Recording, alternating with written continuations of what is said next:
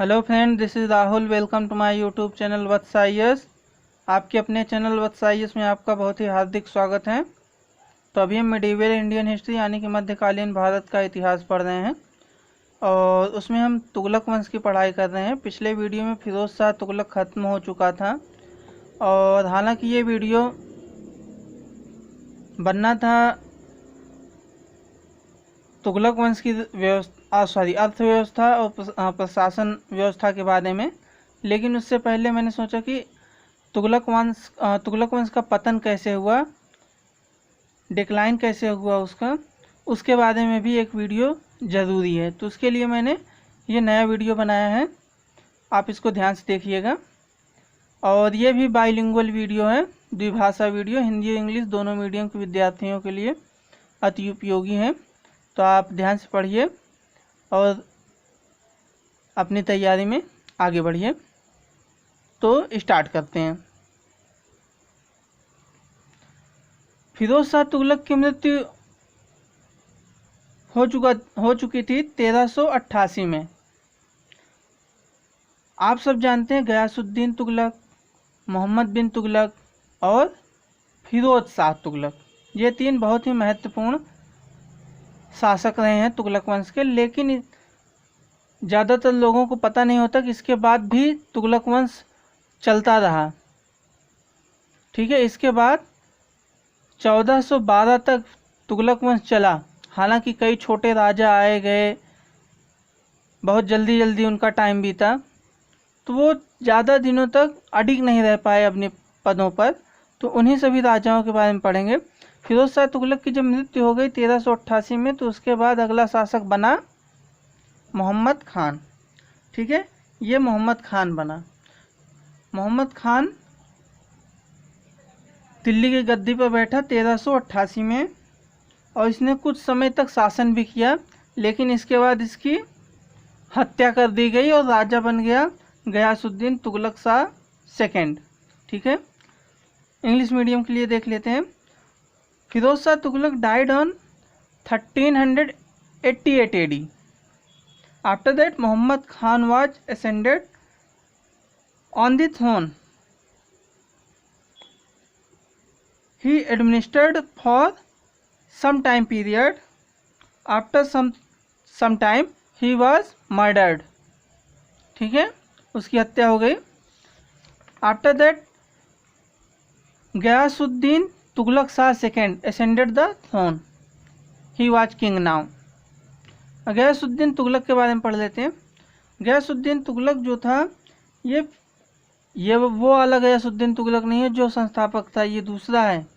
ठीक है, गयासुद्दीन तुगलक शाह द्वितीय, ये फिरोज शाह तुगलक का पोता था, ग्रैंडसन। ठीक है, इसने 5 महीने तक शासन किया। कितना शासन किया?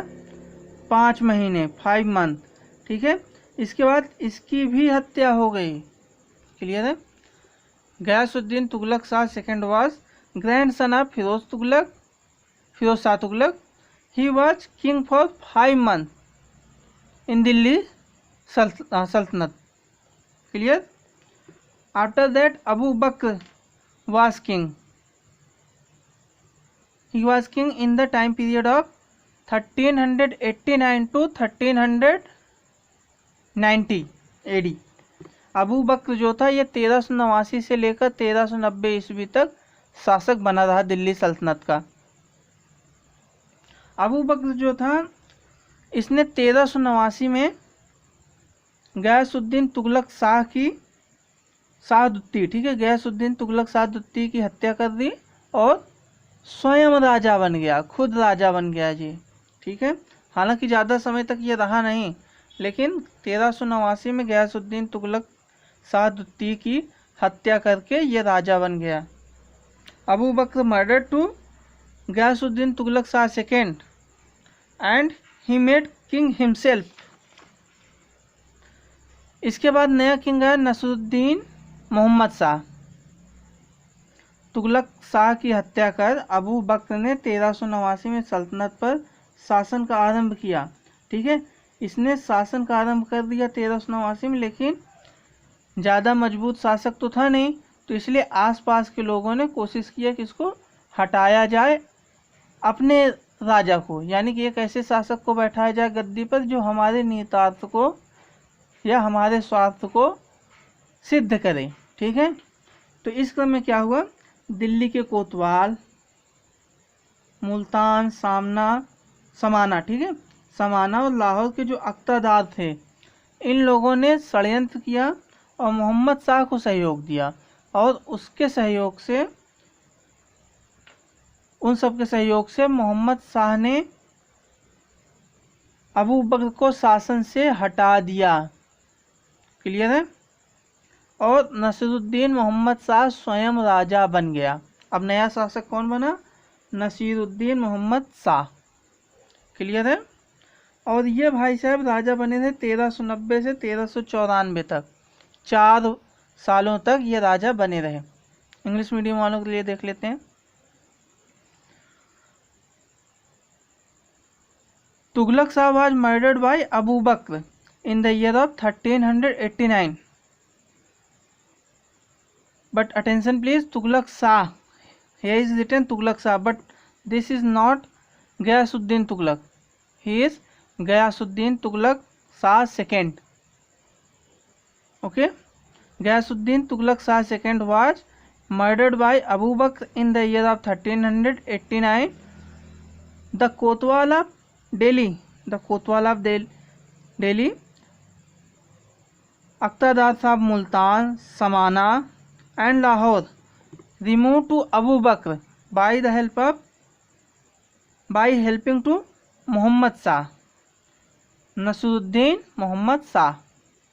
After that, Nasiruddin Muhammad Shah made himself king, and he was king for the time period from 1390 to 1394. I repeat, the time period of Nasiruddin Muhammad Shah, Nasiruddin Muhammad Shah, 1390, from 1390 and to 1394, 1390 से 1394 तक शासन किया। उसके बाद नया शासक बना हुमायूं। एक बहुत ही, हुमायूं नाम के बहुत ही मशहूर शासक का नाम आप लोगों ने पढ़ा होगा, मुगल वंश में, और आगे मैं भी पढ़ाऊंगा। मुगल वंश जब स्टार्ट होगा तो हुमायूं नाम के एक शासक आएगा, लेकिन ये हुमायूं वो नहीं है, ये तुगलक वंश का हुमायूं है। ठीक है, ये छोटा राजा था, बहुत कम समय के लिए राजा रहा, सिर्फ और सिर्फ 3 महीने तक शासन किया, लेकिन इसका भी नाम हुमायूं था। ठीक है, अब ये हुमायूं कौन था, नसीरुद्दीन मोहम्मद शाह जो इसके पहले राजा हुआ था, उसी का बेटा था ये हुमायूं, और इसने 3 साल तक शासन किया नसीरुद्दीन मोहम्मद शाह के बाद। Humayun was the son of Nasiruddin Muhammad Shah. He was king for 3 months, only 3 months. After that he was died. Naseeruddin Mohammad Shah के बाद अगला शासक जो बना नसीरुद्दीन महमूद शाह। ठीक है, जो अभी पिछला पढ़े थे वो नसीरुद्दीन महमूद शाह नहीं था, बल्कि वो था नसीरुद्दीन मोहम्मद शाह। अब जो नया आएगा इसका नाम है नसीरुद्दीन महमूद शाह। ठीक है,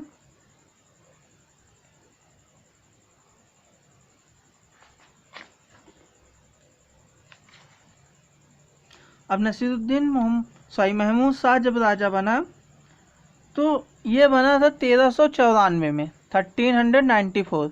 क्यों 1394? यानी कि 1394 तक तो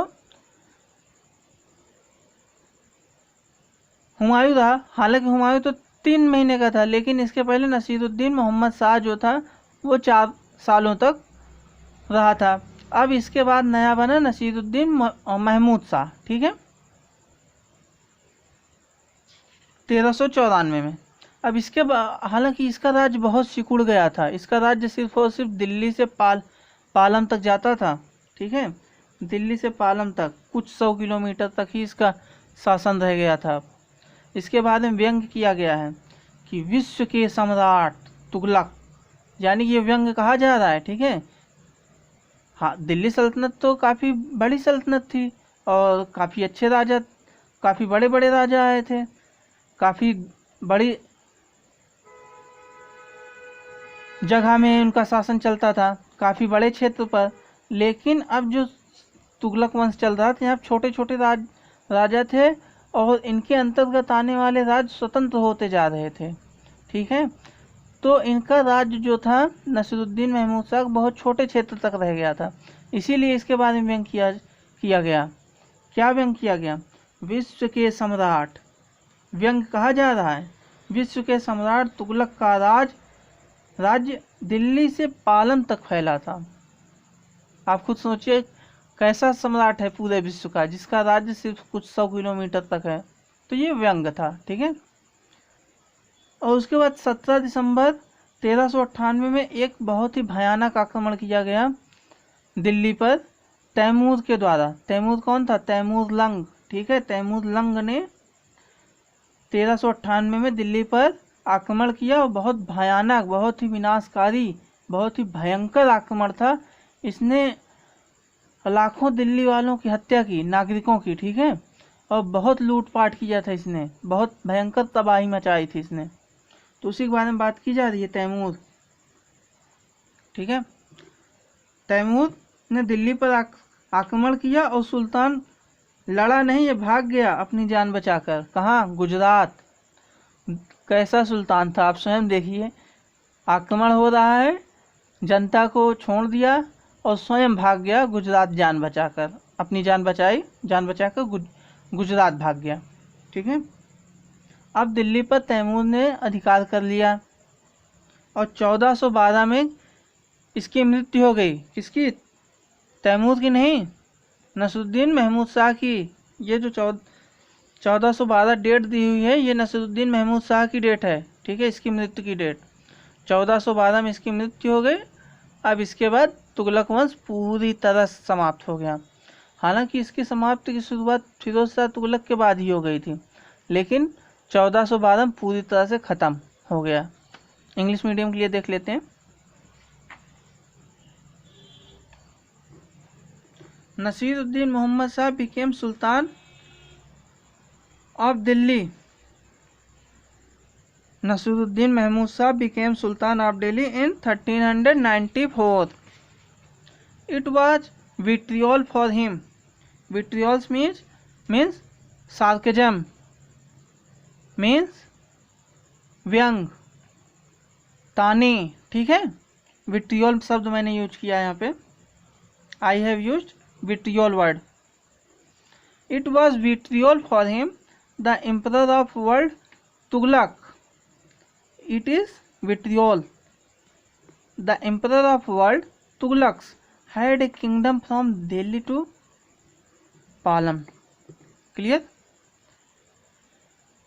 It is said for Tughlaqs they were emperor of world, but he had only kingdom from Delhi to Palam for only few 100 kilometers kingdom. Clear? Taimur attacked on Delhi in 1398. Clear? Sultan escaped to Gujarat. Simple thing. Sultan Nasiruddin Mahmud Shah was very coward person. बहुत ही कायर व्यक्ति था. He left Delhi and he escaped to Gujarat. And after that Taimur captured to Delhi and Nasiruddin